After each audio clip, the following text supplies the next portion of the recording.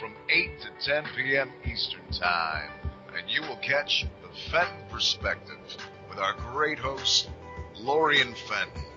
Come listen in as she shares her amazing stories from the past to present, along with all of her guest secrets to the future. That's the Fenton Perspective every Monday evening right here from 8 to 10 p.m. Eastern Time, only on Revolution Radio. Oh, and you don't need to expect us. We're already here.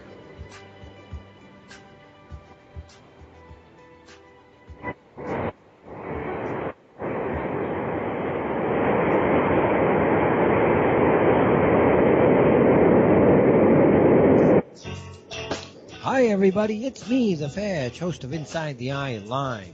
Before the Sunday mainstream media political pundit talk shows, there is Inside the Eye Live, where we break down some of the weekly mainstream media talking points before the talking points even get aired. Add in some entertaining stories, weather, cats, intriguing and informative guests, and you get one of the most listened to Saturday morning streaming media political talk shows going today. And it's all right here on our flagship station, Revolution Radio at freedomslips.com. So join me, the Fetch, for Inside the Eye Live every Saturday morning at 10 o'clock a.m. Eastern. It is truly intelligent media for the politically aware.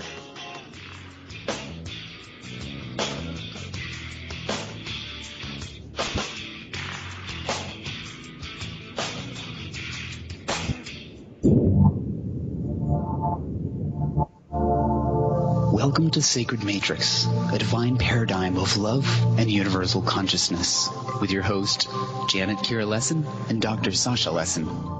Together, we transform the world. And now, here are your hosts, Janet Kira and Dr. Sasha Lessin.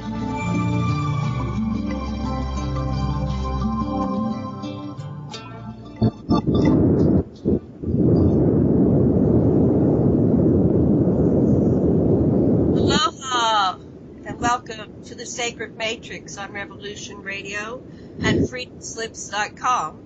I'm your host, Janet Kira Lessin, with my co-host, Dr. Sasha Lessin. And today we have a very special guest, Betsey Lewis. Betsey Lewis is an author, internationally renowned psychic medium, and she's the host of Rainbow Vision Network.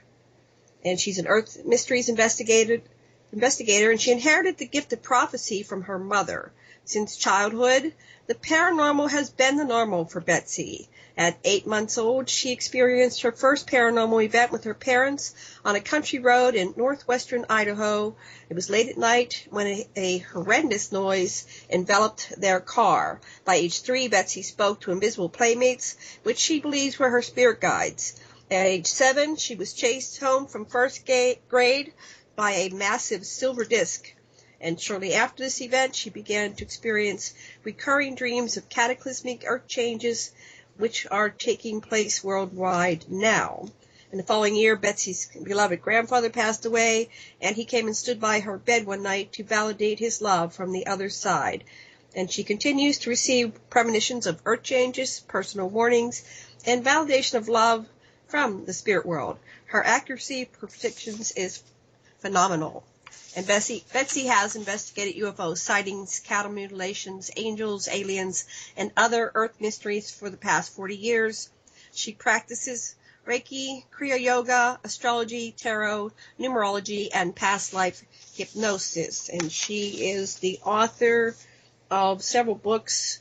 I probably aren't going to get them all, but Angels, Aliens, and Prophecy, The Angel-Alien Agenda and Communicating with the Other Side, True Experiences of a Psychic Medium and Mystic Revelations of 13, The Keys to Earth Destiny, and her upcoming book, which might be out now, Earth Energy, Return to Ancient Wisdom.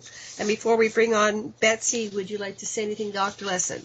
Wow, I'm just eager to hear prophecy. Yes, we're really excited to have you on our show, Betsey. You had us on your show last week, so here we go. Hi.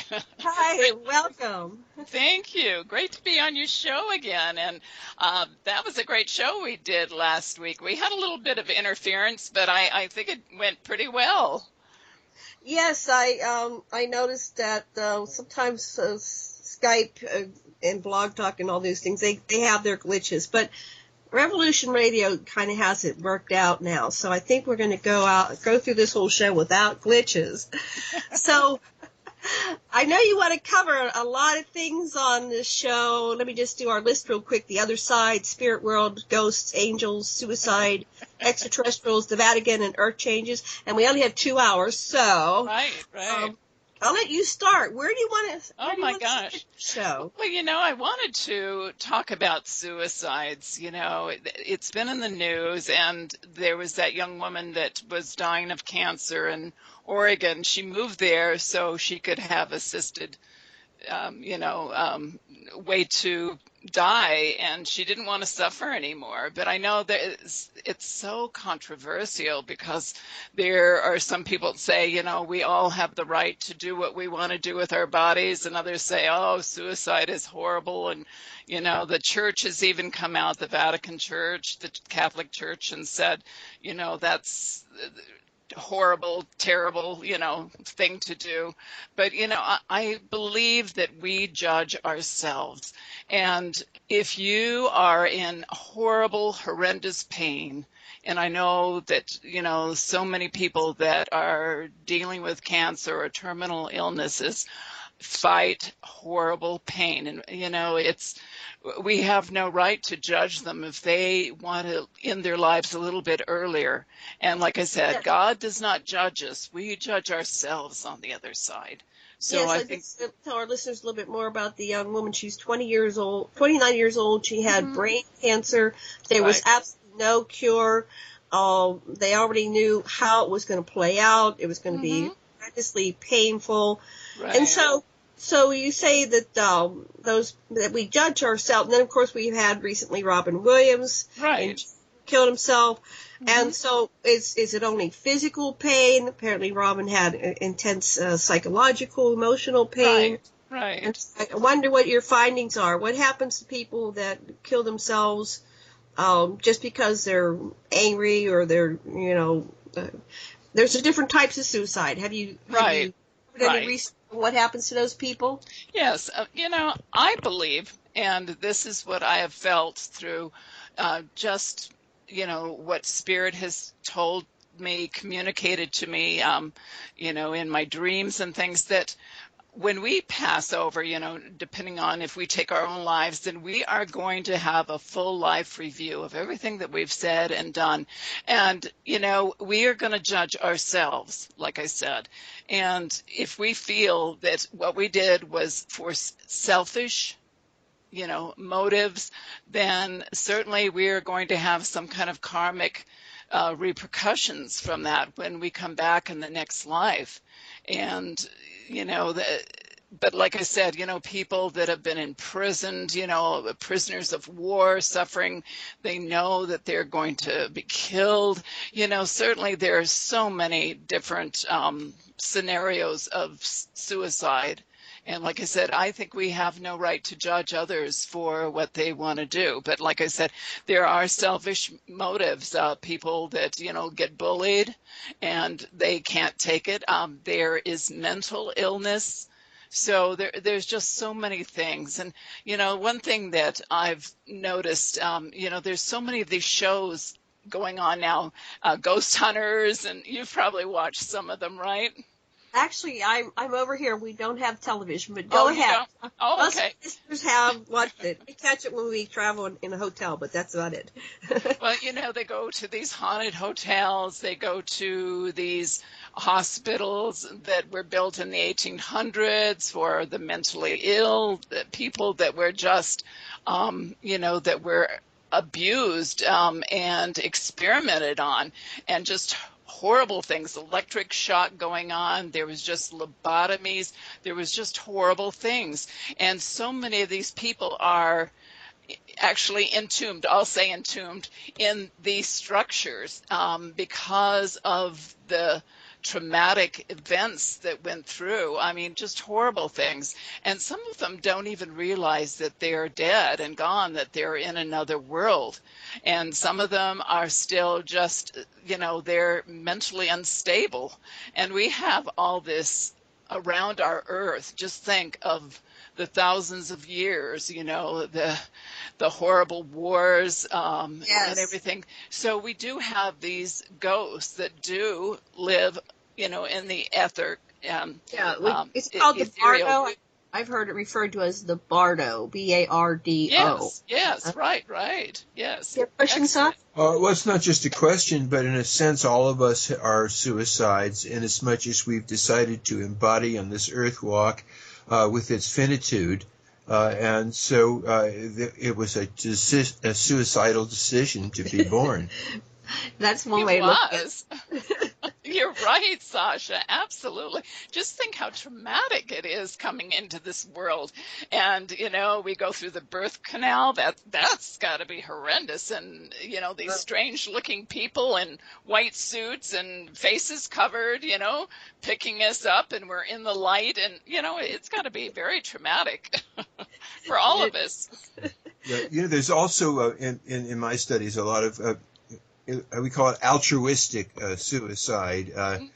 In one case, a guy's regressed, and he's escaping the Cossacks with his family and going across the Caucasus, and this bear comes, and so this guy takes his sticks. He doesn't have anything but sticks, and his family escapes, and he commits suicide by fighting the bear. Well, so doesn't have any bad karma with it. So that's an honorable suicide. There's the whole range of human motives, and right. Well, let me ask you. Before I have a question, I just want to make a comment. I was raised in a haunted house, and my sister owns it, and it was we found a deed going back to the 1840s when it was sold. It was in Pennsylvania, in Pittsburgh. And it was the original farmhouse.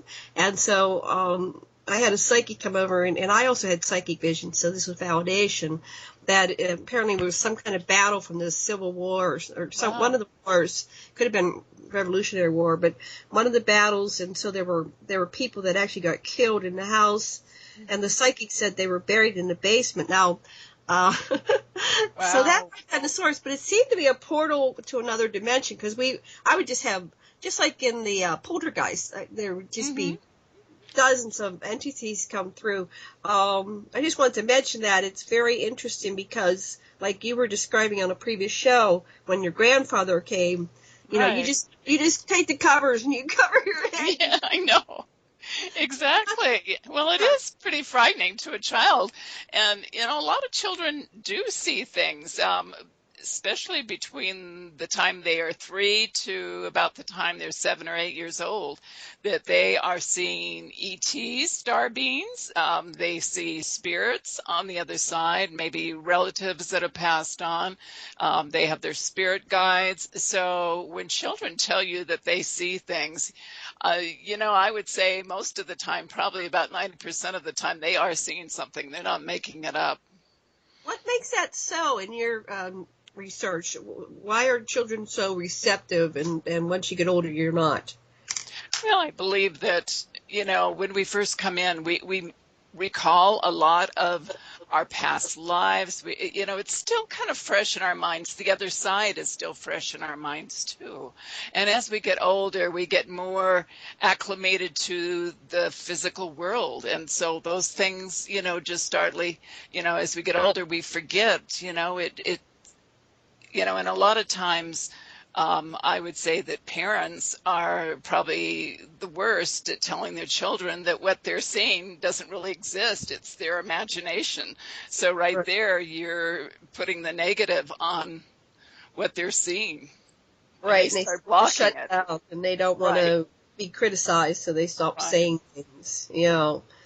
I wanted to say a couple more things about this suicide, because it's a very interesting topic. I was listening to one of your other shows, and you mentioned What Dreams May Come, which was the Rob Williams movie, and then talked about heaven and hell, and he had to rescue his wife, I think, who was in hell. Mm-hmm. And so with that in mind, and knowing Robin Williams made that movie, and then he committed suicide. Maybe. Right. No, it was conclusive. They came back and said it was suicide. I saw a report yesterday or the day before. Mm-hmm. So what do you think that poor Robin, encountered upon crossing over to the other side? I think he was bipolar. He had extreme ups and extreme downs. So there was that mental problem that he had going on, but he also knew he was diagnosed with Parkinson's. And I'm sure that weighed heavily on his mind, knowing that he, it would probably, who knows how bad it would get in a short time. And he knew from that movie, I believe that he believed that, the other side existed. I think he believed in that. So I think he had a real comprehension of it. And according to reports, they have said that the TV keeps coming on in his house. And they think that, it's Robin. So it could be. And I know Cher claims that the chandelier that she has in her house keeps going on and off by itself. And she said it's Sonny messing with her. So. Well, they do that, though. We had a woman that died. She was coming to a birthday party at her house, and actually 3 people died in a flash flood. And so for a week, she took the toothbrush, the electric toothbrush, and she would move it off of the holder and turn it on, and it wouldn't even fall over. People would watch it, and we had a dozen people, view this, and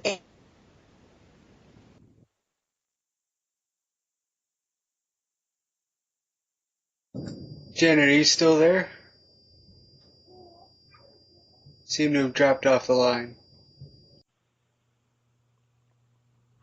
Hi. Sorry about that. We had a glitch, and boy, we evoked that, huh? We said that the internet's been acting up, and here we go. We got a glitch, but we're back. Well, we're talking about spirits. Maybe that had something to do with it, Janet. I don't know. Sonny, Robin, stop it. We're really? Well, that is interesting. And so Cher reports it. Sonny, it might be Sonny. And that's what I was going to talk about. Have you seen on the YouTube they have the way you can communicate with people, discarnates? Goes by you put up the array. What do they call that machine they have? You create an array and then the sounds come through. Have you seen? Are you aware of that? Communicating with the dead. Okay, we'll talk about that in another show. But I don't know about that. There's all kinds of YouTubes that you can create a sound array using some kind of radio frequency. You put it in the white noise, and then you ask questions, and then people that are deceased come through and answer. And this one fellow, I swear it sounded like Robin Williams answering his questions. Really? Oh, my gosh. Well, you're talking about EVP, aren't you? Electronic voice phenomenon. Yeah. Yes. Right. Okay. Yes, I am aware of that. I wasn't sure what you're talking about. I thought maybe there's something new I didn't know about. Okay. Well, there's a series of YouTubes where you can go, search for it, where Robin Williams talks to this fellow, and it sounds like Robin Williams a lot. Wow. Yeah. Wow. What did he say? He said, "What have I done? Oh no, what have I done?" Another time he said the F word 3 times, but it sounded like Robin. Did it? And then finally, this was like the day of his suicide. And then finally, as time went by, he said, "I'm with my father. My father's with me." So I think his dad, I'm with Dad. He said, "I'm with Dad. I'm with Dad." So I think he was disoriented, didn't know what's going on. And then finally, his dad came and found him and took him under his wing. Wow. Yeah, it's very powerful. I recommend it. Amazing. Yeah, EVP. Sorry for the not knowing the term. Oh, that's okay. But, there's so much of that going on. And I think there's so many confused spirits out there because, when we die, we're just on another higher vibrational rate. They're right here. They don't go to heaven up there, down there. They're right here with us. Extraterrestrials, interdimensional beings, they're right here. We've got all kinds of things going on. And what I believe is time does not exist. So, that's the amazing part, that there is no time. We, on this side of our world, our reality, we see everything in linear time, but on the other side, there is no time. It doesn't exist. So everything, it's really amazing to me what they can do. Like, I've had all these things happen with my sister in the last year and a half, and to think that, she has to, control certain things, electricity, which spirits usually like to do, but she's done that, turned off her radio, our television, I can't tell you how many times, my husband's computer, she likes to pick on my husband.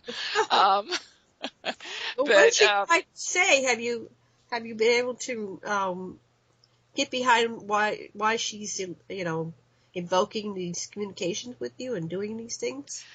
Well, I just felt that she was trying to confirm the other side, and when I was working on my book, I think that was part of it, to just tell people that the other side is real, they exist. Our loved ones don't die, they do exist on the other side. And, I've just had so many confirmations. I know without a doubt that the other side is real, and, no one ever dies. Energy can't die. We can't destroy energy. So we continue on and on, infinity. Great. Sasha, something. Go ahead. I just think it's really useful to think about, even get a picture in your mind's eye of somebody that you love who's passed over, and just imagine that person has something to tell you that would be useful for you to know, and just in your mind's ear, just hear what that person has to tell you, and even more than that, imagine that person is giving you some kind of physical object to contemplate that will teach you something very useful for you. Mm-hmm. And so take what that person has to tell you and the object, and just look at the object and let it communicate with you. See what it's communicating to you. Mm-hmm. Absolutely. I think you're so right. Did you ever have anyone, I had a woman that had killed herself, and she came to me after she died, and she was very distraught. I found out later when we did therapy with her husband, because he was so distraught, he found her body. He called us. We were the first people he called, and we went over, rushed over, and we were there when the police came. But then she came to me, and she also came to a friend of mine, and she had believed in this angel, which she called Maitreya. But the angel was telling her to come to him, and that's what her husband was saying. She kept saying, the angel wants me to come to him. And she was suffering. She had problems with her with elimination, and her whole digestive tract had shut down, and she was dying. There was no way around it, and she wasn't able to get the surgery for some reason. I don't know. She was on welfare. There were some complications in actually getting the surgery. So she was in excruciating pain, and on all kinds of medications. That might have been part of it. But, when she came to me, she was being chased by something. And she kept running over to me, like I would fall asleep, and she would run over like a puff of breath in my ear, and it would go into my face, and I'd wake up, and it's no sooner my back, and she did it for 2 days, and I went over around Sasha. I put my back to my I put him in a protective shield. I did this all with my mind. I don't know if it's real or not, but I just I learned to protect.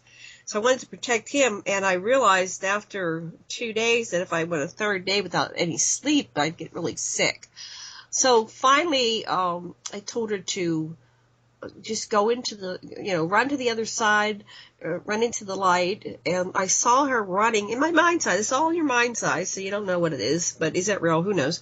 And then, as she got closer to like the heaven side of the existence, these beings came and rescued her, and then they caught the guy that was chasing her, and then it stopped.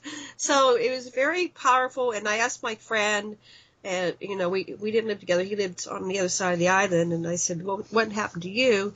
And he said a very similar thing. And at the same time, when we saw this, she stopped coming to us. So that was so I don't know, how can you tell if these things are real? But that brings to the question, do you know if there's a heaven? Is there a heaven in your belief? Is there a heaven and hell? And if someone finds himself in hell, how do they get through that to go to heaven? There's no hell. There's no hell.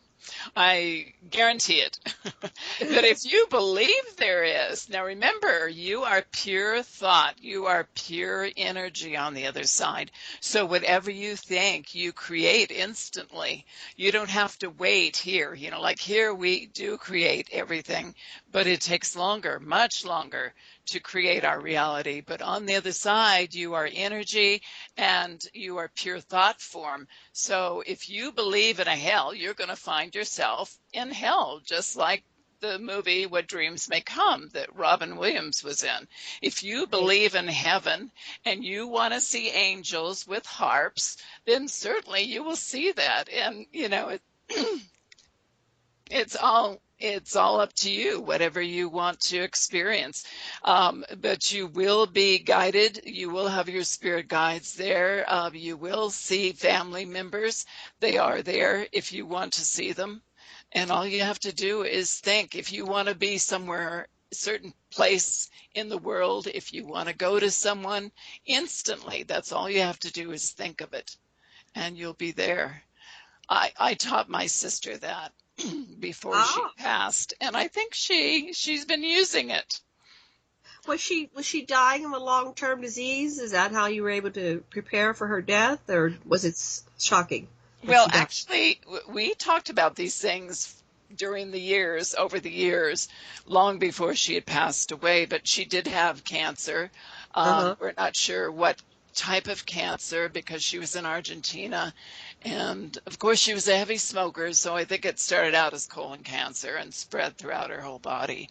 So when she moved there in April of 2003, she passed away on my father's birthday, and she was always close to my father. So I had heard him wake me up one morning about 2-3 weeks before she passed, and I knew that he was going to be there for her, but I had no idea that he was going to take her on his birthday. That was kind of a shock. Wow. So that was his birthday. And then, that's another subject. You had something happen on your birthday, but let's say that we're still doing the other side, the spirit world and ghosts. Did you have something you wanted to say? It's just so important for you not to worry about the ontological status, the reality status of what you think you're imagining, because when you image something, where does the image that you add come from? Where does it come from? Anything that you think of in some level is reflecting something in the experience, in the universal experience. And one of the things to look at is, whatever it is that you think is you and whatever it is you think isn't you is really part of the same you. And as long as you keep doing that, it doesn't matter how you symbol things, whether it says past life or another dimension, because other entities still have to contact you through one of your own sub-personalities that is energetically sympathetic with it, so that there is no other if you can allow the parts of you that are resonating with these other energies to communicate with you. Absolutely. You are so right about that. Yes. And, I think it's so important right now because there are so many confused souls that are hovering around our planet. We need to cleanse our planet. I think if more and more people would pray for those who have passed on. And you know, I wish there were more people that could do clearing, that would go to places like Civil War, you know, where there's still souls still restless and roaming and replaying, you know, parts of the Civil War, you know, hotels that are haunted, places that have been dark, like these hospitals I was talking about, that where they did horrible, abusive things to humans, just unconscionable things. So, you know, I know our prayers help, and I believe that we can help them get to the other side. These souls need to be healed. They need to be prayed over, and they need to know that they can go on and reincarnate again. The best way for us to grow is to be in a physical body. And Right.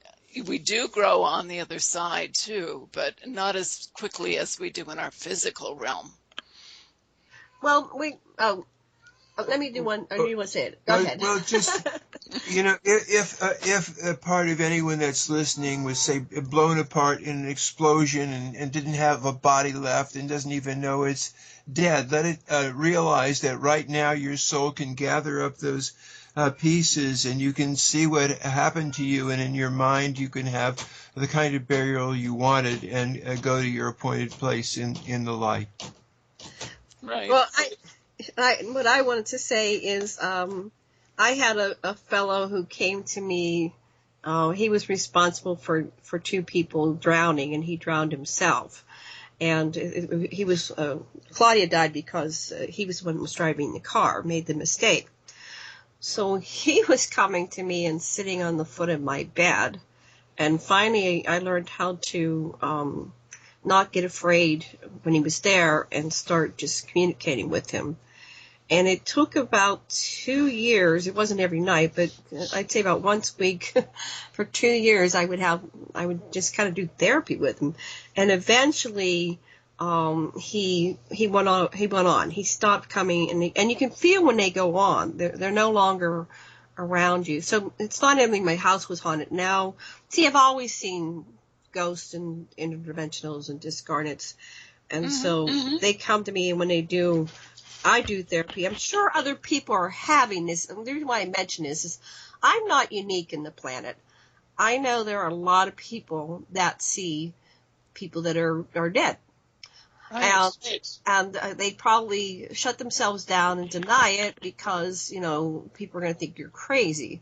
But the more we talk about it, the more acceptable it becomes. So I want to encourage anybody out there who has these. So that's my psychic ability. I can't predict your future, but I see people that are interdimensional, and I've had physical and other people have seen him too. So I've had my own proof through life. So I really believe it's happening, just like you. And we'll talk about your grandfather's passing. I've also had some clients that what they did is after there was a disaster, they would go and help the people that were dead and didn't know what happened to them across, and they would be exhausted. These are really therapists really high in their profession, and that was what their night job was, helping people across. Oh, that's beautiful. I'm so glad, to hear that there are people out there that are doing that, and I think there are a lot of dark entities out there that enjoy haunting. They don't want to go into the light. They don't. They just want to do their evil haunting. They do. And I don't know. I've heard of people going in, psychics and mediums that go into certain places and deal with these, and they just don't want to be cleared. They don't want to go into the light.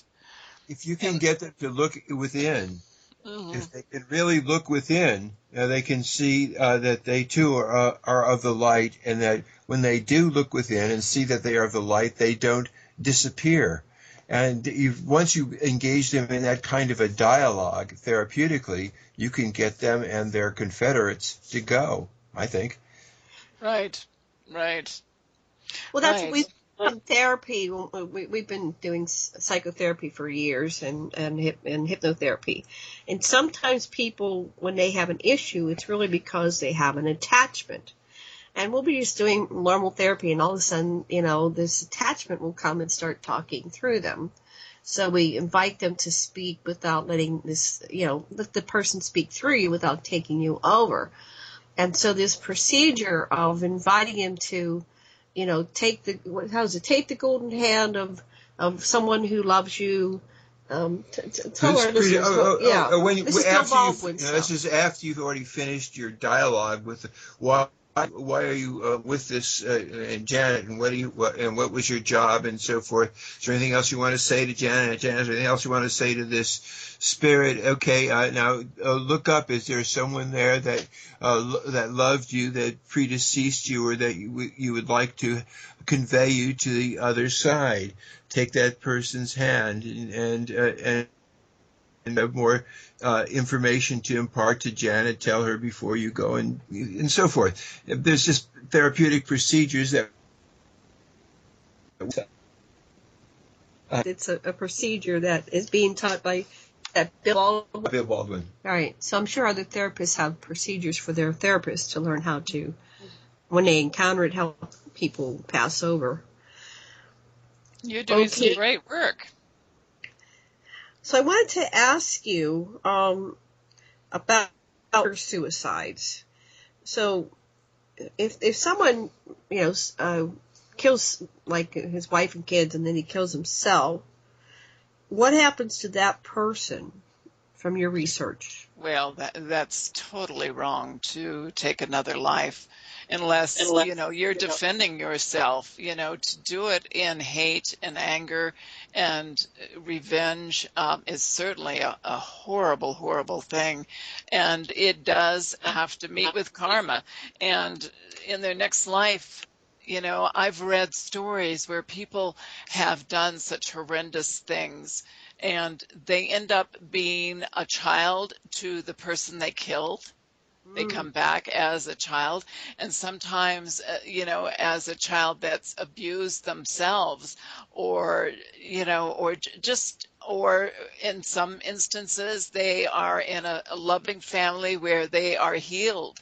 So, there's so many different scenarios out there to how we can learn our lessons. And that's what it's all about. Earth here is a learning. It's a classroom. We're all here to learn, and there's so many levels of learning.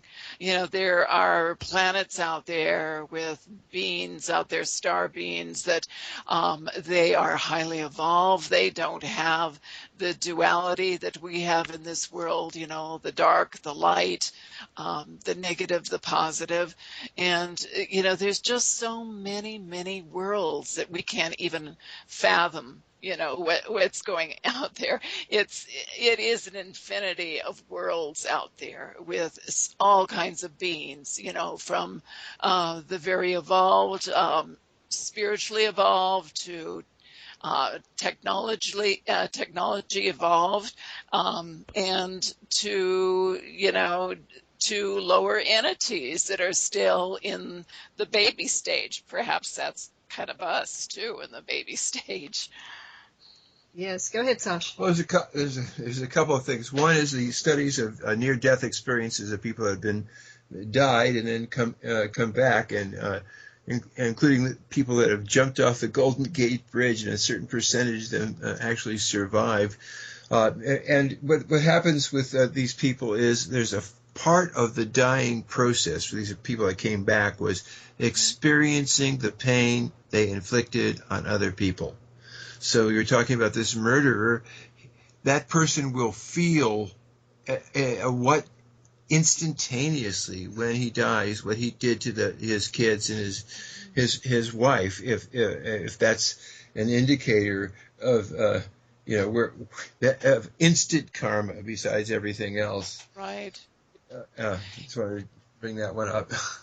Yeah, no, that's true. It's a life review, and it can be very painful. We are shown everything that we said, thought, even our thoughts, and everything that we've done. So, that's a real hard lesson in itself to really meet yourself. what other way could you say it? Meeting self is really a tough thing. Yeah, and one of the things is sometimes people have their impulse if suicide is they're angry at somebody. It's a way of expressing it. It's a big F you to somebody.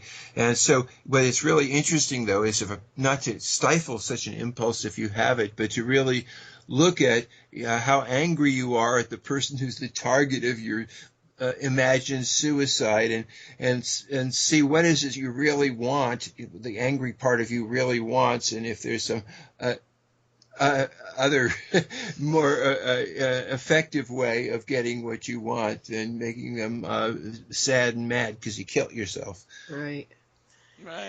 I have a question about your grandfather. Oh, yes. 2 questions. Before that, I wanted to ask you, first of all, you said that you had invisible playmates who were perhaps your spirit guides. And I've read the books by Michael Newton, and Michael Newton Institute says that we all have guides, at least one guide. So what's your thoughts on that? Oh, I believe we do. If you want to call them guardian angels, if you want to call them spirit guides, we are guided and protected. And, I was thinking about, I was just reading in the news today that a woman, while giving birth, she was having cesarean surgery, and she died for 45 minutes. Well, that was going on. She wasn't breathing, and they were doing electric shock on her. They were pounding her heart, her chest to get her heart going. And she finally came back, and it was a total miracle. And what's really strange is they were saying, excuse me, that there were no bruises on her chest from the compression that they were doing. There was no brain damage. In fact, she went home the next day. So when, our time is to go, then we go. But I believe that there's so many stories of miracles of people being saved because it wasn't their time to go. And I certainly feel that I have been saved so many times. I've used up all my 9 lives, Janet. I have. They're probably just shaking their head up there and going, please behave yourself. Don't do anything stupid, And I have. I mean, there's just been so many things that I can say was from spirit intervention. Give us an example, something that happened that was spirit intervention. Well, the first event was when I was around 7 years old, and I went to this little grocery store to buy a jawbreaker on my way home and penny candy at that time. And I got on my bike and started riding, and all of a sudden I swallowed that big thing. These were hard candies, that it wasn't the bubble gum type, and it went right down and it got stuck in my throat. I couldn't breathe. I knew I was dying, and there was no one around to help me. Nothing. And all of a sudden I felt something slap me on the back, and I just, the jawbreaker dropped out and fell to the ground, and I looked around, there was no one there, and I just continued on my way. That's intervention. That's yes. And then the next time I was about 10 years old, and we had kind of a heavy snowfall. It was that heavy, wet snow in Idaho. And I went outside and I decided I wanted to play in the snow. And we had somebody that came by with a snowplow on our road, on the side road, and had piled up all this snow. And I thought, I'm going to build a snow cave. And I went out there, didn't tell my mom where I was going. Nobody knew. And I started digging and got into this cave. It was probably, I would say there was probably about 2 or 3 feet of snow on top. And I got inside, the whole thing collapsed. Now, you know how wet snow can be. And, I was 10 years old. I was small. I couldn't move. I was entombed in the snow. And I was praying, and all of a sudden I felt something pick up my body and pull me out. And next thing I knew, I was standing outside of the snow cave, wet, of course, and everything. But something pulled me out, saved my life. And so there's 2 lives that I used up, but so many other things in my life, asthma attacks, hemorrhaging from, benign cyst, just incredible things. A flight that I took during the late 70s from Portland to Wenatchee, Washington, in a blizzard. And this little single engine plane should have gone down. When planes start icing up, they go down, especially single engine planes. Right. And, I was praying. And I know the pilot was making a joke of it, but I could see his brow perspiring. And I knew that he was really worried that we were in trouble. But somehow we made it. And so there's another time. Yeah, wow, that's amazing. Did you have a comment, Sash? Oh, no, I just remember we had that one client who went out to commit suicide in the woods, and at Manahoonie. Oh yeah, they took her to the hospital. That was weird. Her husband called me and said, "Where's Nancy?" He thought she was at our house all weekend. I said, "No." And I told him, I said, "Go take a walk right now. Do not do anything else but go take a walk." I don't know why I said that. I just said, "You need to go take a walk right now." So he went outside, and his neighbor came over and said, "What are you doing?" He says, "I'm looking for Nancy." And they got her, like, the sun was going down. It was day 4. And, so they rescued her just in time. If she would have been one more night, she would have died. So in the hospital we went and we said, "Well, what happened?" And she said, "Well, I was freezing at night. I had tried to kill myself using, over-the-counter medications, and it wasn't sufficient, but I was dying a long, slow death. And these little many hoonies came up, and she said they came up and they kept me warm so I wouldn't freeze to death, because it was very cold in the part of the island she was at. It got really, she would have died from the cold. So, there's a lot of intervention there. So that's probably your guide. And right. the Michael Newton Institute talks about everybody has a guide, at least one. And then sometimes people die and they become your guides, right? Exactly. I feel my mother and father with me. Yes. Crossed over. What about you? Family can come back too and be your guide, and I think sometimes our guides change through the years, that we don't have the same one all through life, that we get different ones, different times for different lessons and to guide us through certain areas of our life. Yeah, it's interesting. Quigley had an exercise for us. You take whatever your guide is right now, Kuan Yin or Jesus or something more abstract, and you let that guide convey you to the next guide. You could even do that right now. Imagine whoever you consider your guiding spirit or your Ishideva, the archetype guiding you, leads you to either to a new guide who's going to assist you, or holds you tight and says, "Now you're still with me." Mm-hmm. So what makes you think that guides change over a lifetime? Did you have that happen? That's a good question. I think the energy that I feel from them is just a different energy. It's kind of like, even though you may not see them, you feel a different energy. And it's kind of hard to explain, but you probably understand that, Janet and Sasha. You've probably felt that. But, even when you're around someone, there's always a different energy around that person, a different aura. So, when, you're around different people, even if you were blindfolded, you'd probably know. So that's the way I feel, that the energy is different. Do you think that extraterrestrials can incarnate in human bodies? I do. I believe that they have, and I think there are many extraterrestrials here right now that look very human. And what's really interesting, I've been reading so much about Native Americans have always known that the star people are here.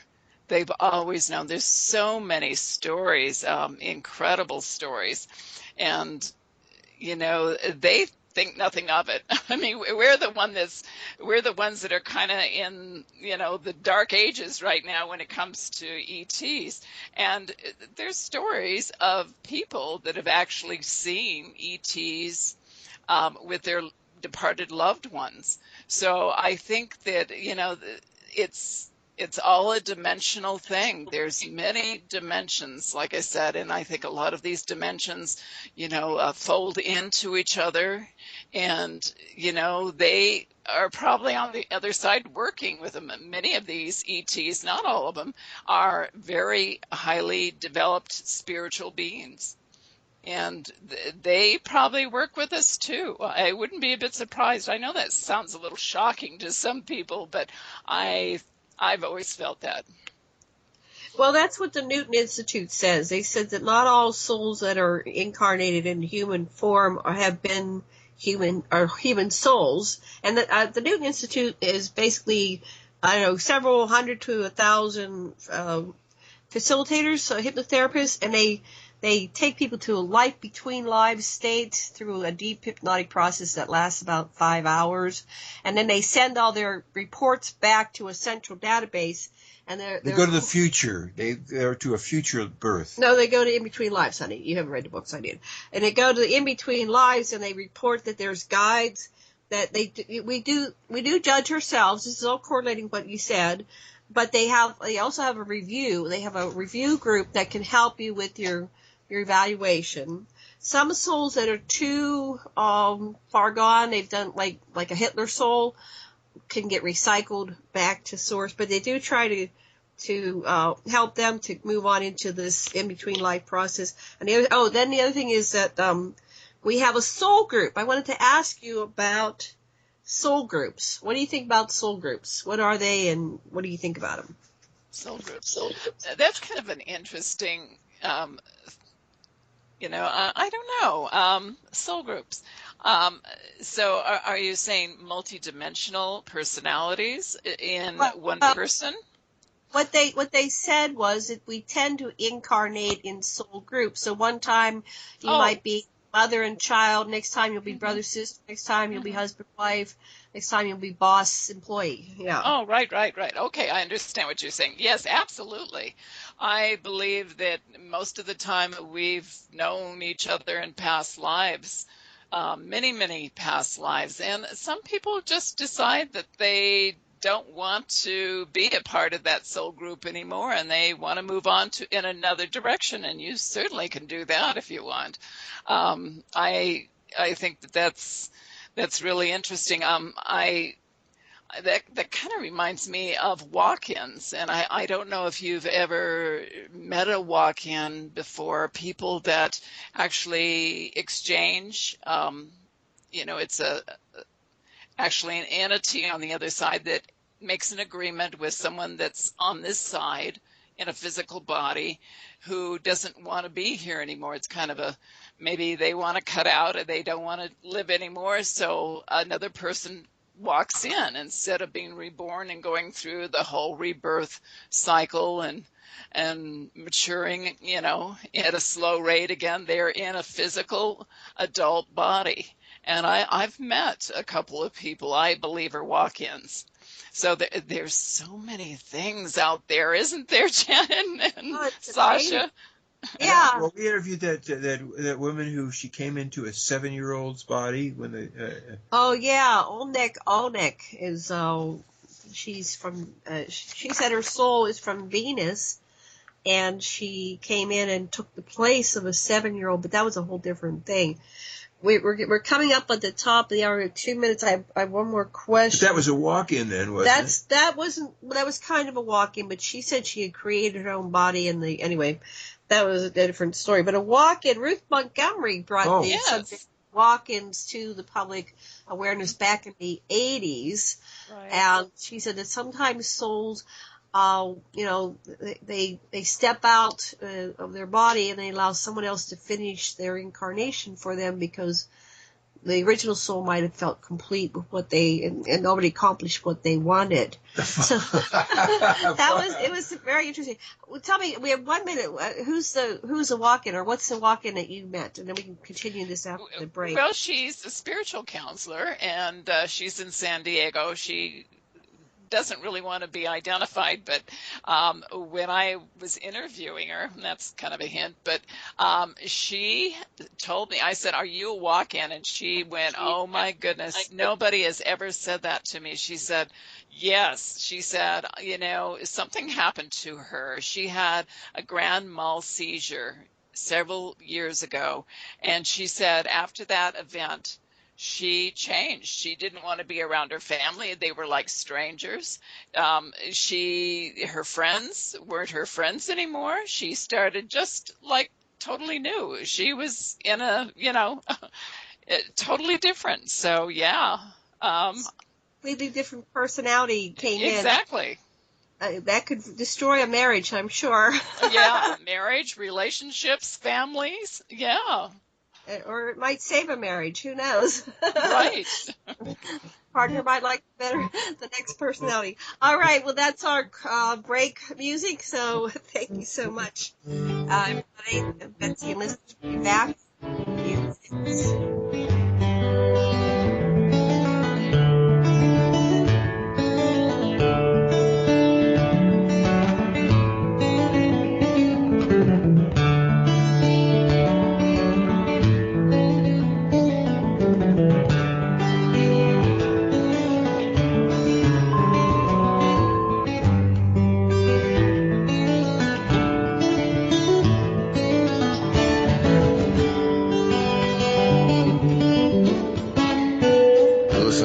Radio at freedomslips.com. We'll be right back after this message.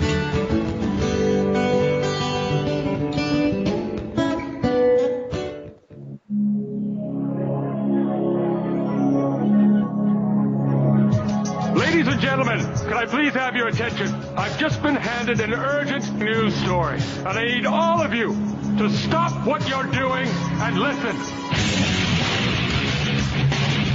Hey folks, Captain Nighthawk here. Do you have a favorite host? Well, imagine if you will having all the broadcast shows from 2013 to listen to anytime you want. Awesome deal, huh? Anyway, so stop by freedomslips.com and order the entire 2013 library of your favorite host for just $30. Not only do you help with the station funding to keep us on the air, you also help the host because they get half of the net on every order. Also, we have Revolution Radio's all-time favorite shows all on one disc. The details are really broad, so you'll have to visit the website and go look at the details yourself. It's, again, www.freedomslips.com/season2013.htm. And get your favorites. First come, first serve, 7 to 21 days for delivery.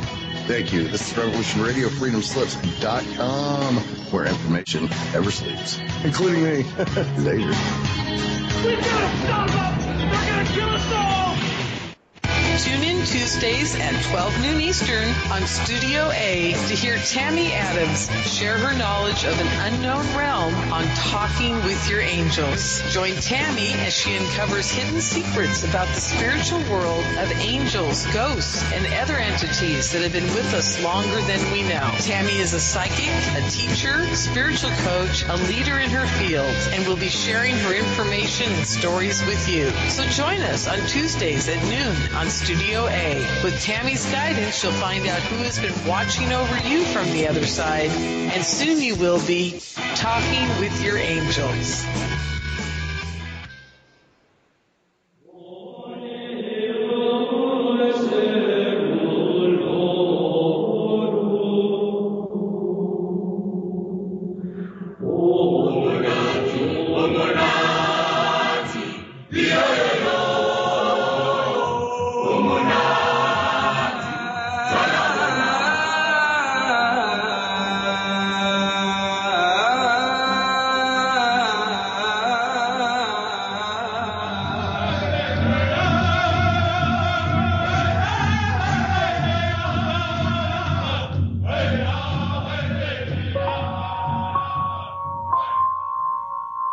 Join Revolution Radio every Wednesday, 8 p.m.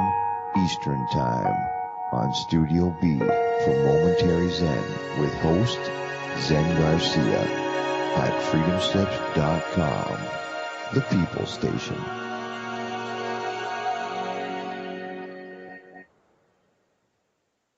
The opinions expressed on this radio station, its programs, and its website by the hosts, guests, and call-in listeners or chatters are solely the opinions of the original source who expressed them. They do not necessarily represent the opinions of Revolution Radio and freedomslips.com, its staff, or affiliates.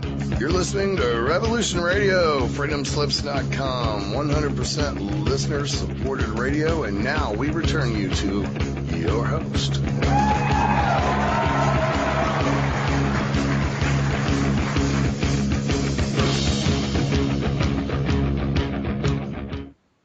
Hello, everyone, and welcome back to the Sacred Matrix on Revolution Radio at freedomslips.com. And I am your host, Janet Lesson, with my co-host, the incredible Dr. Sasha Lesson. And I want to remind everybody that Revolution Radio is listener-supported. So please do take a few minutes right now and go over to that donate button, on the website, and donate whatever you can. $1, $5, $10, $15, $20, $100, whatever you can donate is greatly appreciated. We do need your donations to continue to operate and to bring you incredible programs like ours and others. There's all kinds of programs on Revolution Radio, and thank you very much for your donation. So we are going back to our guest, very special guest, Betsey Lewis, in the second hour. We're going to cover extraterrestrials, the Vatican, and Earth changes. And Dr. Lesson, do you have a question before we go? Okay, I have one thing. This will kind of tie in. The last hour we talked about extraterrestrials and that they sometimes incarnate in human form. But from my findings, some people don't realize that they are extraterrestrials, or they often don't realize that they're walk-ins until something happens in their lives.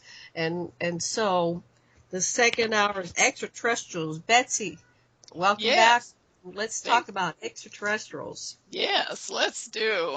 I love the subject. I always have. Well, how do you want to start? What's going on with you? What happened with you, extraterrestrials? My first experience, and of course I was only 8 months old, so I don't recall it, but my parents were attending the University of Moscow in Idaho, and I was 8 months old at the time they decided to take a trip from Moscow to Twin Falls, which is about 8-hour drive, southern Idaho. And my father had driven the highway, he had taken that trip many times, and he knew how long it would take him. He was great at estimating time and knew how long it would take. But on that night that they left, it was a Friday night, and probably October is what we estimated. But they got on the road. I was in a small little basket in the back seat, and they were driving through an area called New Meadows. And New Meadows is just a bunch of scattered ranches out there. At the time, there were too many. And they hadn't seen a car for miles. It was dark out there. And suddenly they heard this horrendous sound. It just shook the car. They thought a plane was going to crash. They were so scared. And my father pulled off to the side of the road, and they jumped out. There was nothing in the sky. Well, that was the story they had told me for years. And, it never changed. They didn't remember anything else. They didn't see anything. But then my uncle said, well, did they tell you about their UFO encounter? And I said, well, they didn't see anything. And he says, no, but he said it reminded me of the Betty and Barney Hill case because they lost 2 hours in time that they couldn't account for. And I said, oh, wait a minute. I never heard this. And he says, well, I remember it so clearly because your grandparents and I and the rest of the family thought that they were in a car accident because they were 2 hours late, and they had no explanation for the time loss. So, that was just the first major thing that happened. The next time I was 7 years old in first grade, and I was walking home from school. It was a cloudy day. I remember it so clearly. And I felt something watching me.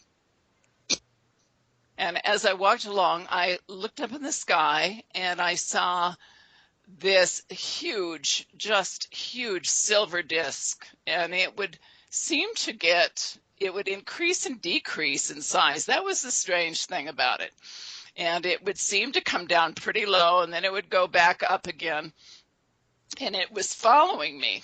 So I would hide in some bushes, and I would go a little further, and I didn't know what to do. So I decided to run in a different directions instead of running home, which is really weird.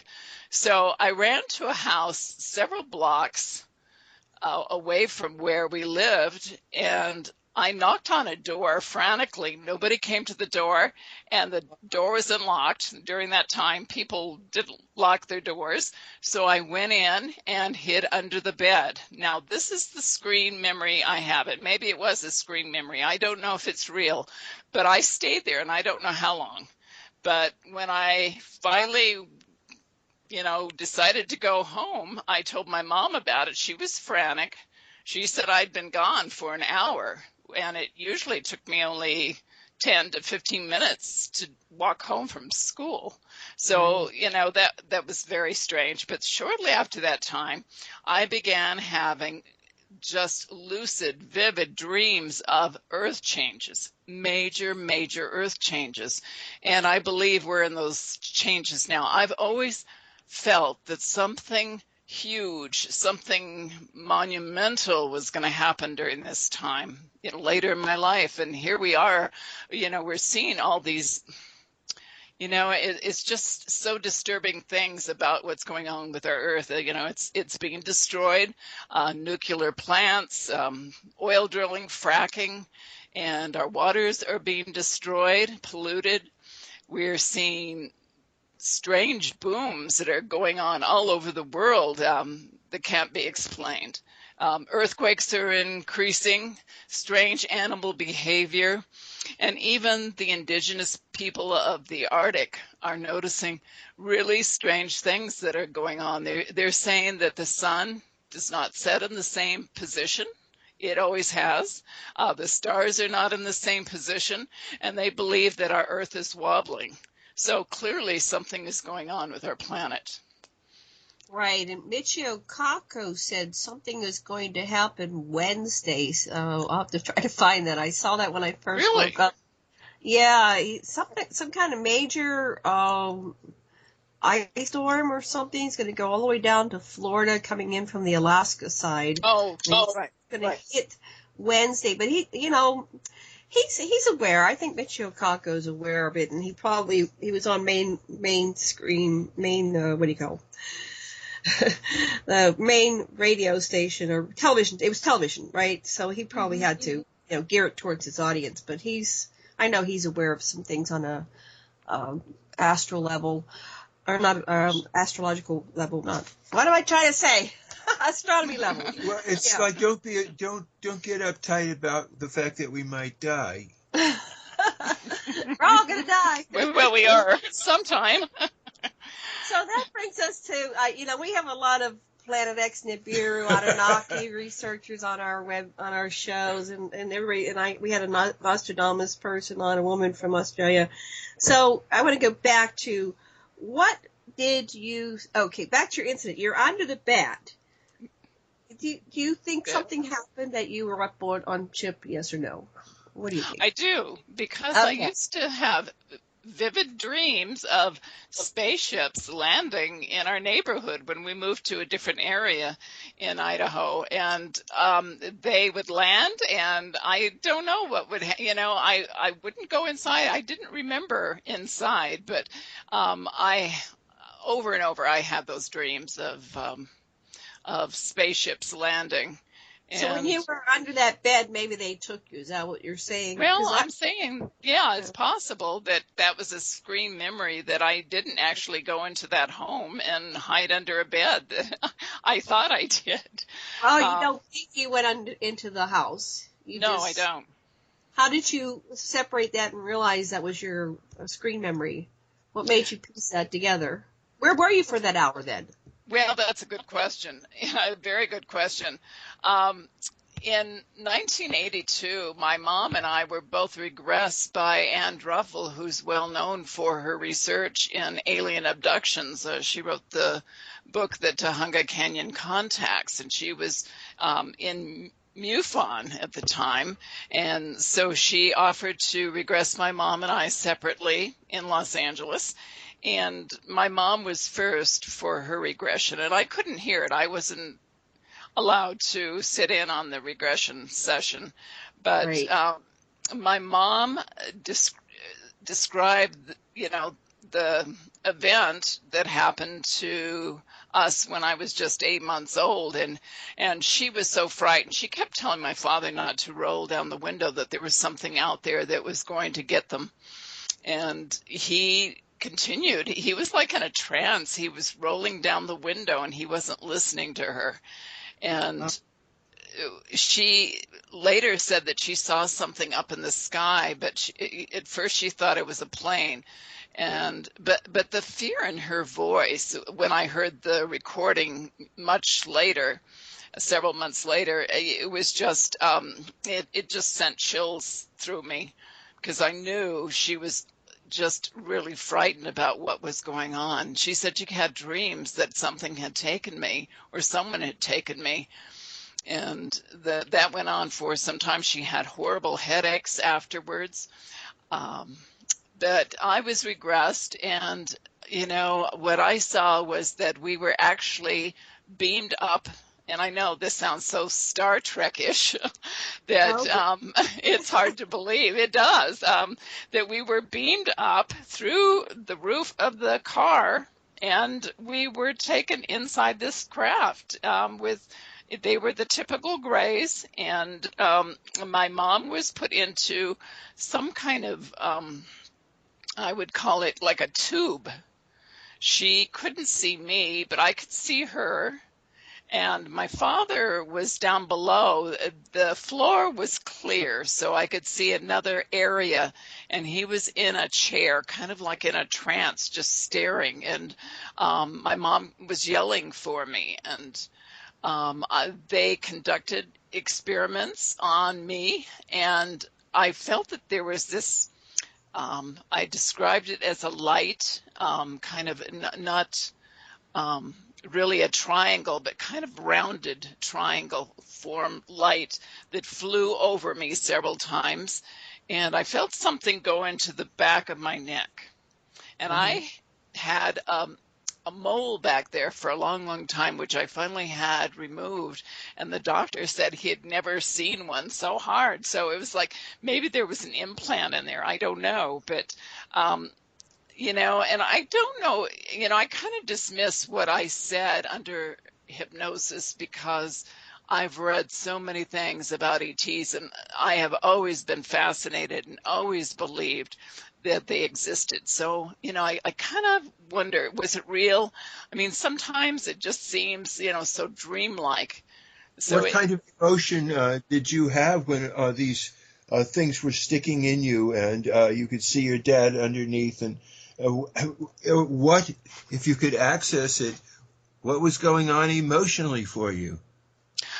That's the strange thing. I had no fear of these beings. I thought they looked like me. In fact, when I was under hypnosis, I said they reminded me of me because they were bald. And, I was a bald baby. So, they look like babies to me. They look like babies. Yeah. Yeah. So did you cover the issue of where you were under the bed in your regression session? No, we didn't get that far, and I wish we would have. I regret that we weren't able to continue with the regression, but Anne was really busy during that time, and I think I moved out of the area, out of Los Angeles at the time, and so we never did get back together again. But I've had many, many dreams, though, and the dreams are so vivid.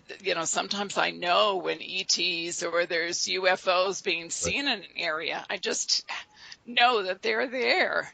I've had other strange things that happen, and missing time. I've had several instances through the years of missing time that I can't explain. So I just don't know. I haven't seen anything. One night I thought I saw something standing outside my bedroom, and I woke up the next morning. This is really weird. Right on my wrist was this imprint of, I think it was a six-sided design with little dots inside. And there, I thought, well, this is really weird. I thought, well, maybe there was something on the bed, or I had my hand on something. There was nothing to explain that. And it lasted for quite a while, for several days, and then finally faded. So I have no idea what in the world that was. Like? What was the pattern? What did it look like? Gosh, I'm trying to remember.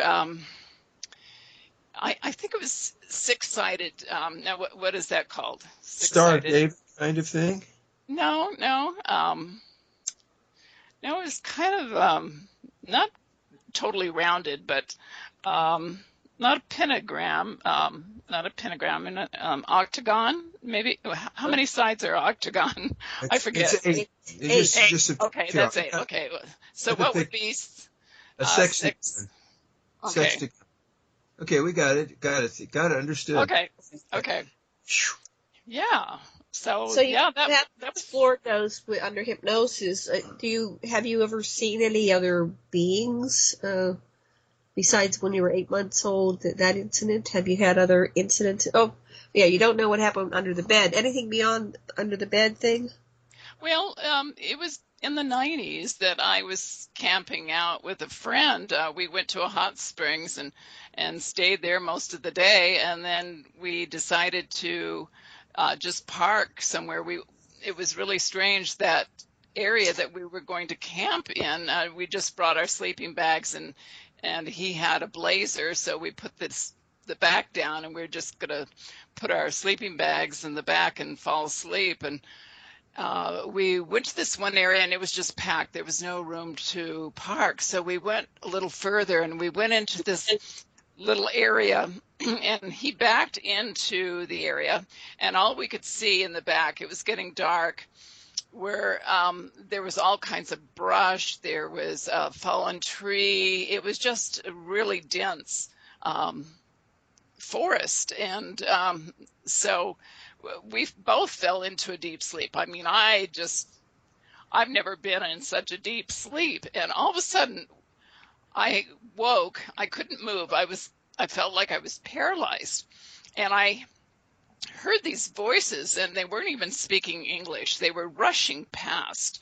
and I was trying to move and get up, and he was trying to wake up, and neither of us could move.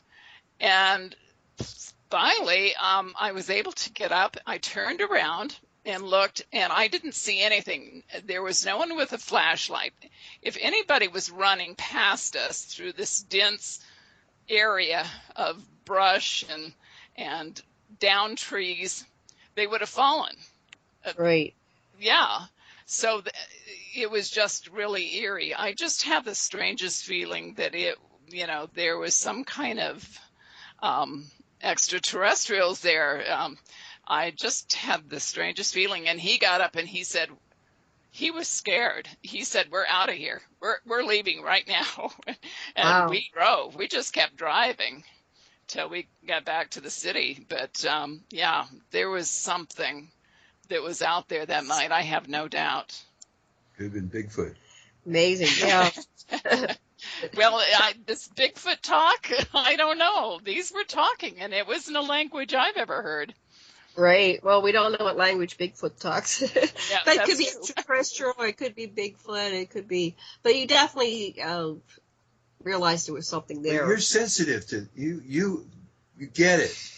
You don't have the veil drawn, so you can sense things. Right. So we're gonna. I guess. What else would we like to cover on the extraterrestrials before we shift to the Vatican and then Earth changes? Well, you know what? I was just reading today in the news, Dan Aykroyd, aliens think humans are depraved and disgusting. And I thought that's kind of interesting. He does. Yes. Right on, Dan. I know, and this is, he said, this is kind of interesting. He's had a lot of UFO and alien experiences. And he says, can you imagine what was going through their advanced minds when they saw what happened on 9/11? He said, these humans crashing our highest evolution in aviation into the highest evolution in architecture and metallurgy, like kids wrecking toys in a sandbox. They are disgusted with us, and rightly so, because we are depraved, disgusting species. I thought, whoa. Wow, that's fun. Yeah, Dan has done some UFO shows, so he'd be fun to have on the show. Dan, if you're listening, come on our shows. We'd love to talk to you. That is the answer. It's humor. It really, we might as well laugh at this as we die. Right. We should, and he does have a good point. If I was an alien and I saw what was going on with Earth, I would just keep going. I mean, I wouldn't even stop to go potty. I think if an alien was really seeing, he would see that there's a planetary oligarchy that planned this as an opportunity to keep war going and keep the planet divided, and that a real ET, like Valiant Thor and the others that are here watching for us, do indeed see what's happening and see it's disgusting. But it's not the ordinary people that are disgusting. It's this planetary oligarchy that has to be tamed and overthrown, withdrawn from. But it is, the behavior is disgusting. But I think that the writer was fooled into thinking that those airplanes brought down the towers. That is not what brought down the towers. Anybody with the slightest engineering can tell you that these buildings were mined from inside, and the building 7 wasn't hit by no airplane anyhow. No, you're so right. People have been brainwashed about it. And over, we were told what to believe. And certainly those who are aware of what's going on in the world and can think outside the box and trust their intuition and that it's just amazing to me that people think, like you said, that planes brought down that they pancaked down. That was a demolition. That was yeah. So that brings us to which extraterrestrials are here? Who's in charge of this planet anyway? Who's in the Vatican? What's your thoughts on that, Betsey? Well, I want to talk about some of the Native Americans, like Black Elk. He lived from let's see, it was the late 1800s to 1950. He was an Oglala Lakota Sioux medicine man, and he had some powerful visions, and he talked about the blue man is going to be destroyed. But he was 9 years old when his first vision came to him, and what was really interesting to me, and probably a lot of people don't realize, that he was given a stone by spacemen. Oh. And yeah, isn't that interesting? And I guess, the stone, he kept the stone with him the rest of his life, with his vision of bringing together all people in the 4 directions, the red, white, black, and yellow. But he said the blue man, who represents the ones that abuse the earth and destroy the earth, will be destroyed. And I think that's a great vision, because I believe that too. Who's the blue man? Do they mean blue bloods, or is somebody's skin color blue? No, I think what he was referring to, the blue man, is the ones that destroy our planet, the ones that are abusing our planet now with the fracking, with everything, the corporations. I think that's what he meant. So who is that in your cosmology? Who is doing this mass destruction? Is that humans or is that extraterrestrials? No. Who's running the show? Humans. humans. So, if you want to call them the elite, they're powerful, they're greedy, they don't care what they do to destroy our planet. And right now, that's what they're doing with nuclear plants, with the deep water drilling in, like in BP, what they did to the Gulf. We're seeing the pesticides, the GMO, what we're doing. We've just lost control of what's going on. We're out of balance now, and we've got to get back into balance. We've got to get back into nature and realize that everything is connected.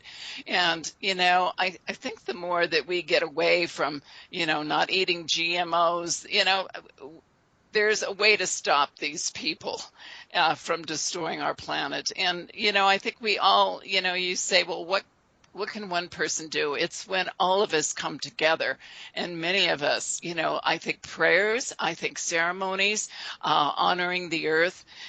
Recently, my husband and I were in southern Colorado, and it was the most incredible experience being around nature. There's all these negative charged ions. We were in an area called Pagosa Springs near Durango, and the river there's the hot springs. You can feel the energy there, and you could feel everything alive. It was great to see the stars. We could actually see the Milky Way out there, and there's so much light pollution you can't see it in the cities anymore. We actually saw the Milky Way. I was blown away. Yeah. Well, you mentioned GMOs. Here in Maui, there was an initiative and it was such a battle. Monsanto spent something like $5-10 million to here in Maui just about this issue. So we got the vote out, and we voted to block the GMOs here in Maui. Apparently, they create a lot of the seeds that are created right here on this island. They do the testing, and then they export them out to the world. So, got to pat the people of Maui on the back because they did it, and it was such a close call. But it was like only, a couple hundred votes, and we're blocking. Wow. Yeah, and so that one of the basic sanctions or things that any of us can do is to stop participating in, stop eating Monsanto stuff, vote them down whenever you can, boycott their products, basically stop participating in anything to do with pollution or arms or war.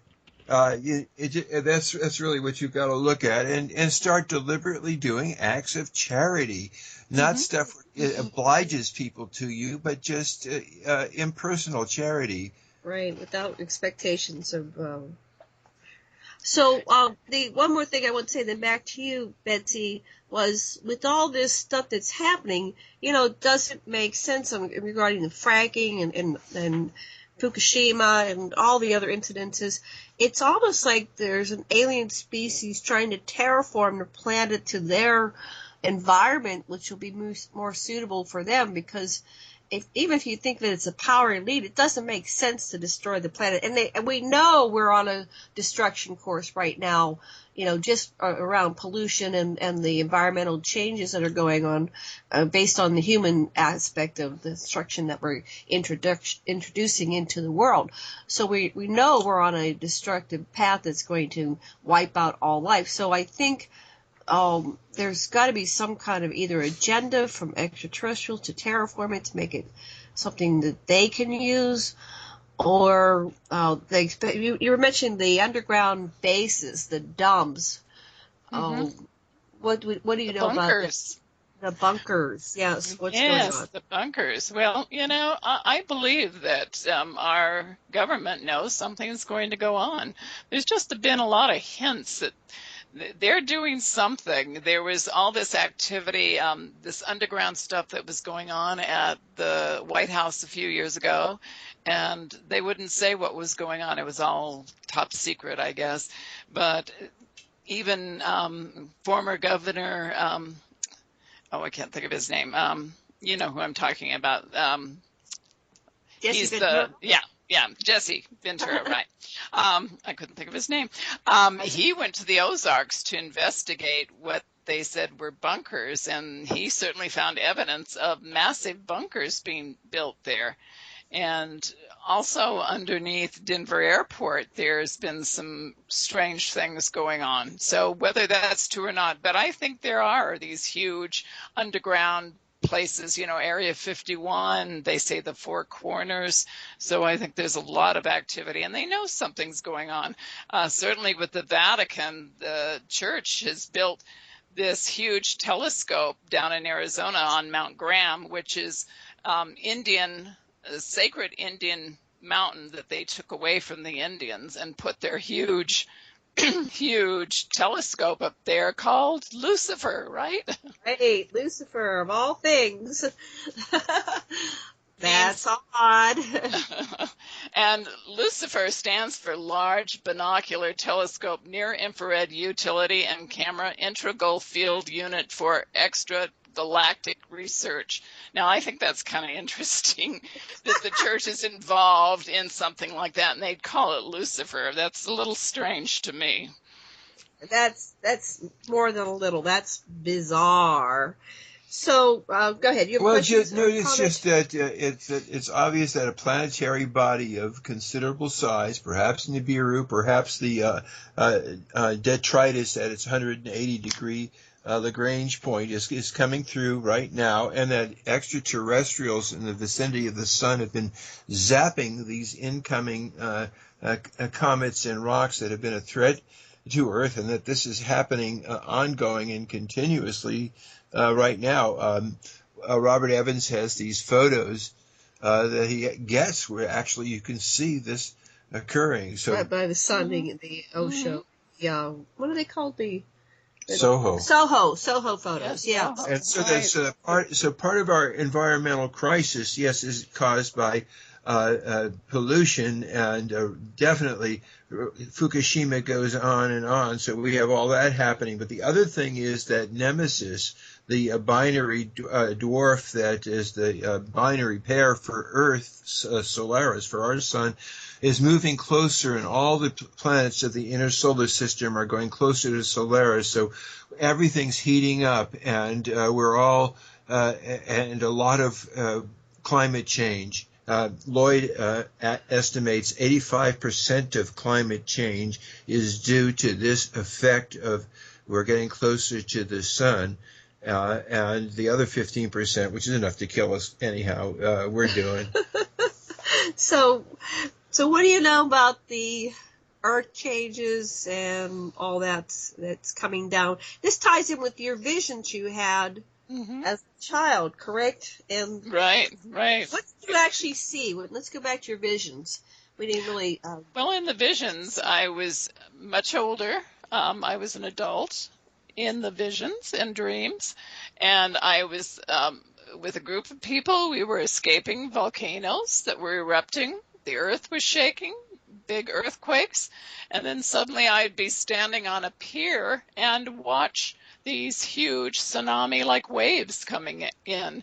And when you think about the extremes with our weather, the flooding all over the world, and then there's droughts, there's fires, we're seeing extreme weather, and then all these, the Arctic blast that we're getting, that huge storm that was off the coast of Alaska just recently, and now, the weather, this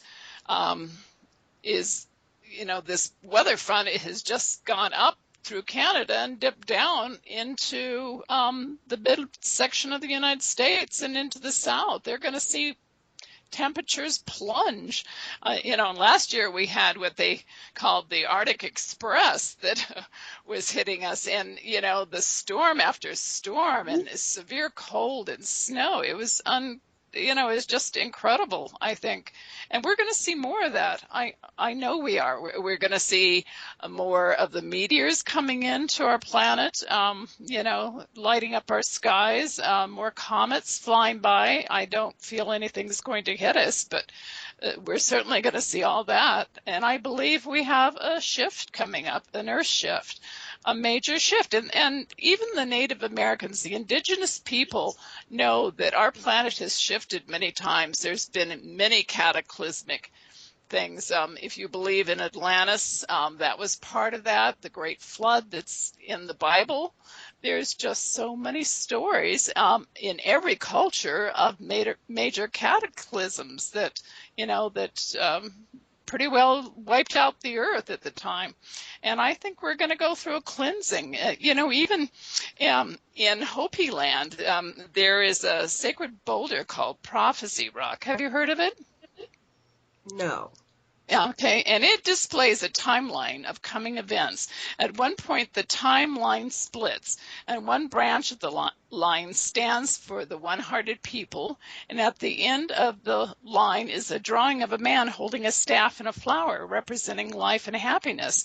And the other branch of the line represents the path of two-hearted people, the path of people who are into materialism and technology that are destroying the planet.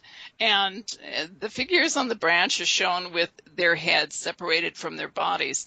And the branch dwindles, breaks off into chaos, and finally fades away. And just after these two lines split, there is a line that connects the two lines one more time, and the lines represent the short time we have left to choose the path we will follow.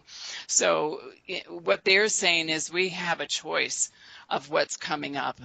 And certainly I don't think aliens are out there going to destroy us. They could have destroyed us ages ago. We're doing a great job of it ourselves right now, destroying ourselves if we continue on this path. And we're going to destroy everything on this planet. And I think other planets, in other solar systems, including in our own solar system, like Mars, was once inhabited and probably destroyed by the people that lived there. And certainly Mars should be a reminder that our planet could look like Mars someday if we continue on this path. Great. Did you want to say something next, or? I'm convinced that there is current settlement on Mars, and it's ongoing right now, and there's a species left from before, and they're in cooperation. We have a lot of witnesses, Andy Bishago and others, who have reported there is definitely still life on Mars. Right. So we're looking at this. We have periodic cataclysms in our solar system, and across many generations. Of course, previous generation was there was flood, and then there was something major that happened during the Exodus. So we've been looking at that. And of course, Mars used to be inhabited. It lost its atmosphere suddenly, and then we have other things that cause these changes in weather, besides the pollution that we're putting in there, and all these other elements that are man-made. We've got potentially, we have HAARP, which is HAARP, which is a man-made process. So what we might be seeing here with these extreme weathers, they could be Planet X Nibiru coming through, or it could be bombogenesis is what Michio Kaku is calling it, and it replaces polar vortex as a global warming excuse for extreme cold. So he says that we're going to get a major disaster. I found the article that is going to pack more energy than Hurricane Sandy. It's headed our way, and we are in the bullseye. This weekend, it's going to plow into Alaska, creating 50-foot waves. Then by midweek, all hell's going to break loose. It's going to collide with jet stream, pushing Arctic air all the way down, perhaps as low as Florida. And it's going to last plunging temperatures, perhaps 30 degrees below normal. And it'll last through the end of November. So that's what Michio Kaku says. Right. And we're going to the mainland. That's going to be the new norm for all of us, and I think we all have to prepare. People on coastal areas are going to see huge waves, not necessarily from earthquakes, but just weather, flooding. We're going to get huge rains coming up, snow pack. I think some meteorologists are saying it's not going to be a big snow year, and then I think the Farmer's Almanac is saying a huge winter. So I know we're going to see strange weather continue. The earth is shifting already, so it's wobbling, and that's why we're getting these crazy weather things going on. Of course, I think there is some strange things going on with the chemtrails, and I've always felt that they are modifying. It's, it's geoengineering. They are changing our weather too. And, I just don't understand why they would do that.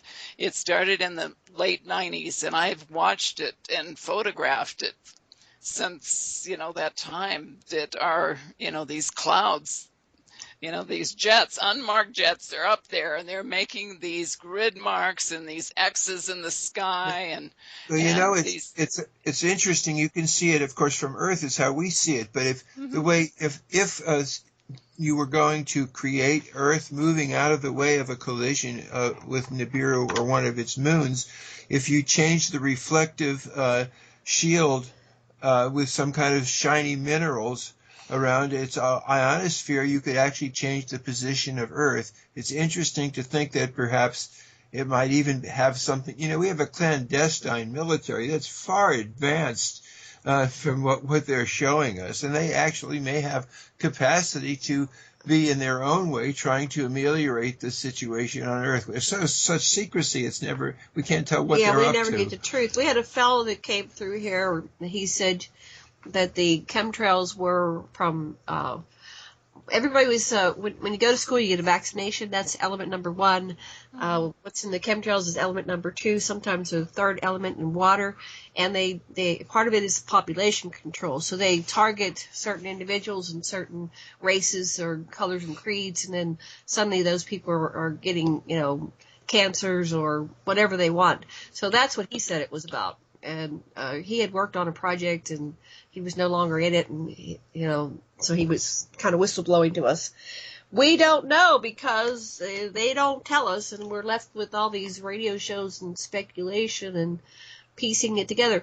The pole shift, do you think it will be a magnetic shift or a physical flipping of the planet? Both. Yes, I do. I think that I think that it's just going to be a major shift, and areas are going to move big time. I think that people on coastal areas are going to see huge waves. There's going to be hurricane force winds around the world, and when the shift takes place, it's predicted that there will be 3 days of darkness, and I think that's when the planet actually stops moving for 3 days and then starts its rotation again. So certain areas, it won't be the whole world. It'll be just depending on where it stops, if it's the northern or the southern hemisphere. So if that happens, I would say, find an area. Don't go into bunkers. Don't go underground. Those are not going to be safe places. You're better to find something in like a gully or something to hide, from the winds and everything that are going to blow. And people like, if the elite are building these bunkers, that's going to be their tombs. They're going to be buried in those areas, I think, when the shift happens. Mountains are going to move, and it's, areas, volcanoes that have been dormant for a long time are going to become active again. And I think, this happens every 3,600 years or more, depending on if, Planet X and where it, comes through our solar system. And I know we talked about that when you were on my show. And, it's interesting that our solar system doesn't have another sun. Just about every solar system out there, scientists believe, are binary, which means they have 2 suns. So if Planet X is a failed star, a brown dwarf, means that it once was a sun, and it would make sense that this thing comes through in a pattern every 3,600 years, and depending on how close it gets to Earth and its magnetic pull, the sun is pulling us right now. And when Planet X comes through, it's a fight between the sun and Planet X on planet Earth. Who wins the tug of war? So we're seeing that right now with the stretch zones and what's going on with these booms. And, that's airquakes that are happening, what they call airquakes. Airquakes, yeah. Yeah, when the earth, the rocks deep within the earth are slapping together, and that causes these booms to be heard. That's my take on it. It's just the infrared probes have shown us there is this binary, which is a different. It's called a subdwarf. It's cooled down enough so it doesn't make a shine, but it's still got its heat, and so the red sensors. And it's been confirmed and then hushed up and confirmed and then hushed up. This other star, it's just cooled down so that we can't see it because there's brighter things in the way. That's Nemesis. And around Nemesis goes some planets, just like around Solaris, our sun, goes some planets. And one of the planetary systems that goes around Nemesis is the planetary system of Nibiru and its moons. And so that we have a phenomena of both a Nemesis coming closer to Solaris now and Nibiru itself, or the stuff that's far away from it, 180 degrees from it, Nibiru might be in Sagittarius, is coming through now. And it's a time of lots of comets and pieces of asteroid from where Earth used to stand between Jupiter and Mars would be coming through and would have killed us a long time ago if it weren't for the ETs that are zapping it right now. I just have wait, no, I've got to add one more thing, because if it's going to be dark for 3 days someplace, it's going to be. I want the others to also have sunglasses in case you're on the other side, because it's going to be light for 3 days. Now I found the news, the breaking news from NASA confirms Earth will experience 6 days of total darkness in December of 2014, and it says there will be a massive solar storm, which will block 90% of the sunlight, which will cause dust and space debris to become plentiful. And so this isn't Planet X Nibiru. Oh, my gosh. It's going to start, they're being very specific on the site. I don't know, listeners, if this is true or not, but from Tuesday, the 16th of December through Monday, the 22nd of December, the world will remain during these 3 days, 3 or 6, without sunlight due to a solar storm, which will cause dust and debris. Total of 216 hours. So we shall see. But they said, do not worry. Do not worry. Of course. We're not going to have any major damage. It's just going to be dark. And so we're going to rely solely on artificial light for 6 days, which is not a problem at all. So, but our electric bill will be really high for 6 days. That's right. That's right. Oh, how true. I watched the movie The Knowing with Nicolas Cage again, and it's about a solar event that happens that's an Earth extinction event. And these aliens come and take the children, and they are going to start a new world. But the Earth is actually cleansed of fire from, the sun. A great big huge solar event. And lately we had 5 M-class flares in 5 days, and we had an X-class.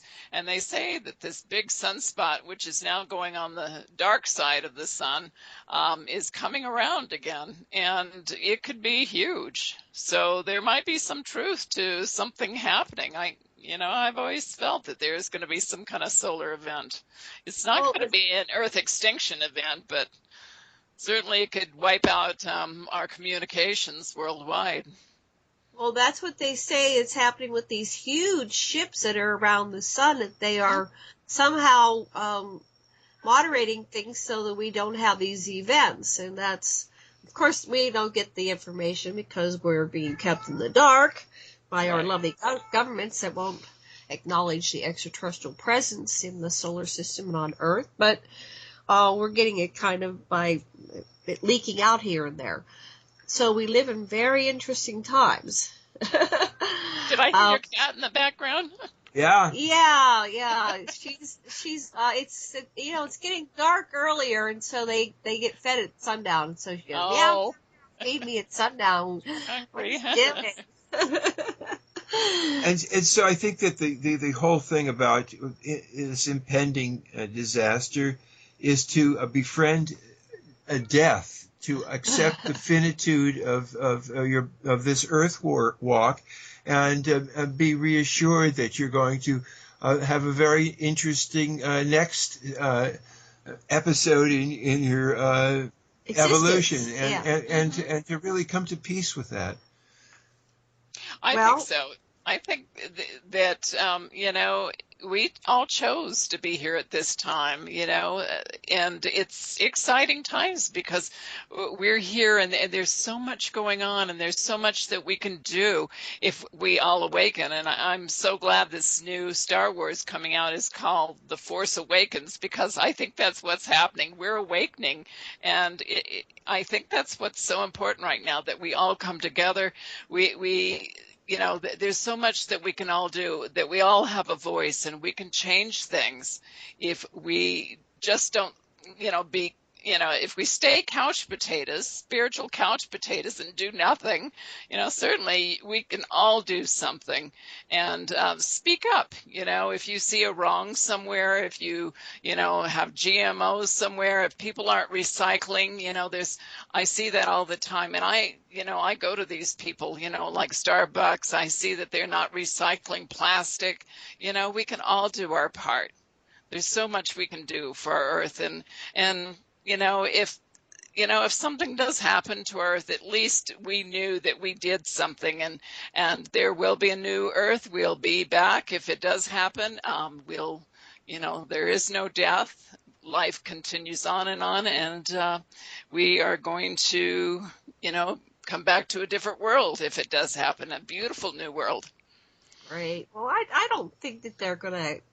I don't know. I know a lot of people get this doomsday type of stuff that they see, but when I was 4, I went on board a ship and I was shown that there was 4 major potential utopian outcomes, and that's multiverses, and they said, which do you choose? And I chose one of the good ones. And I keep seeing us going back into that positive timeline, even though somebody else might hijack it for a while. I keep going.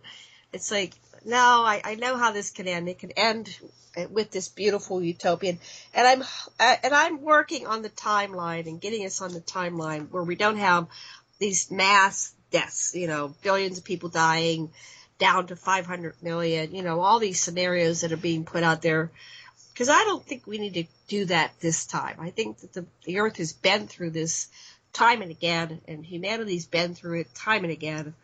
And, it doesn't have to happen. I don't think it's written in stone. I don't think it's the absolute future. I think that it's based on our thoughts and deeds, and that we are co-creators. And that's what I'm saying. I'm sticking by it. Well, I think right now the problem is there's just too many humans on this planet. Our planet isn't that big, and they say there's 7 billion. I had someone correct me the other day and say now it's 8.3 billion people on the planet, and we're using up all the natural resources that the Amazon, the rainforests are being destroyed. They're being burned and cleared to plant citrus. I saw it in Belize when I was there during the 90s. We're just doing so much to destroy the earth, and water is going to be the most precious commodity, and we're destroying our water. And with the fracking, of course, there are all these poisons that are going into the aquifers and all the water, deep within the earth.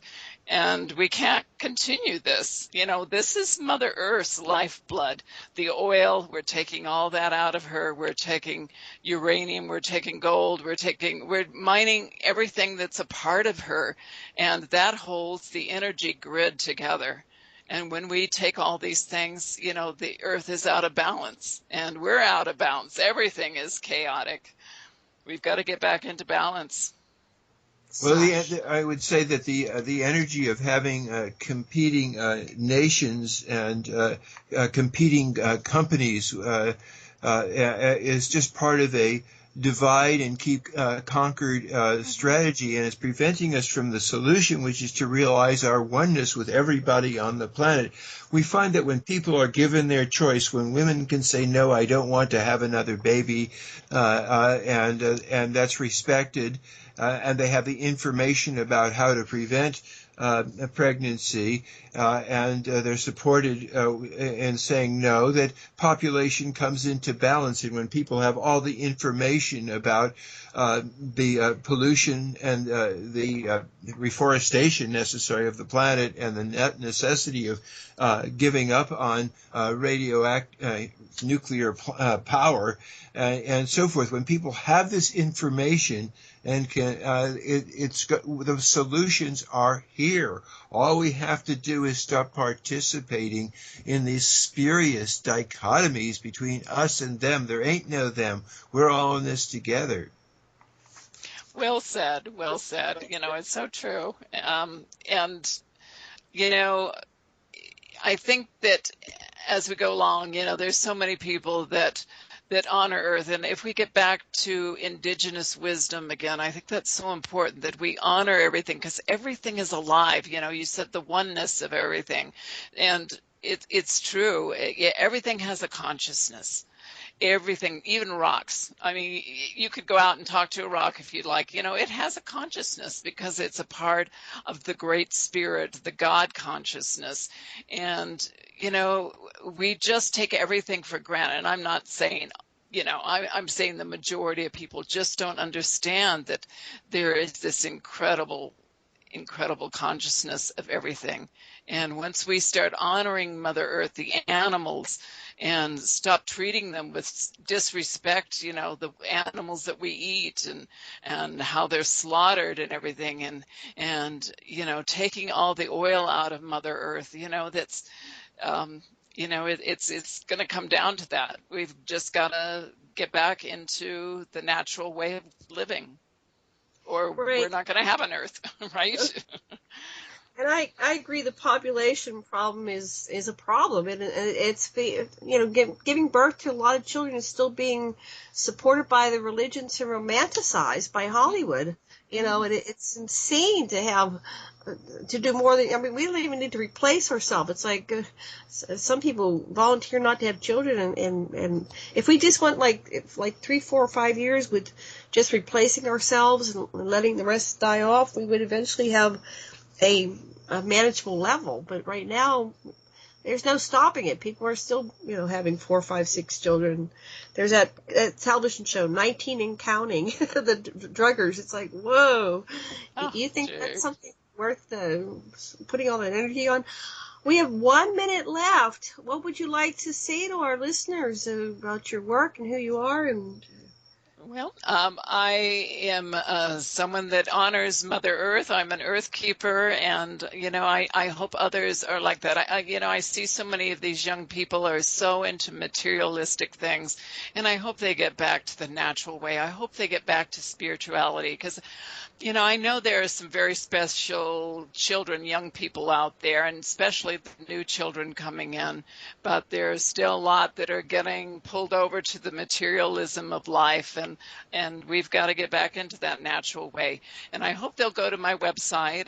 It's BetseyLewis.com, and Betsey is spelled BetseyLewis.com, and go to my Earth News. I've got predictions on there about earthquakes, major events, solar events, UFOs, alien things. So please go there and check it out, and my calendar of events. And thank you so much, Janet and Sasha. It's been wonderful. It's been a great show. It's been a pleasure chatting with you. Thank you.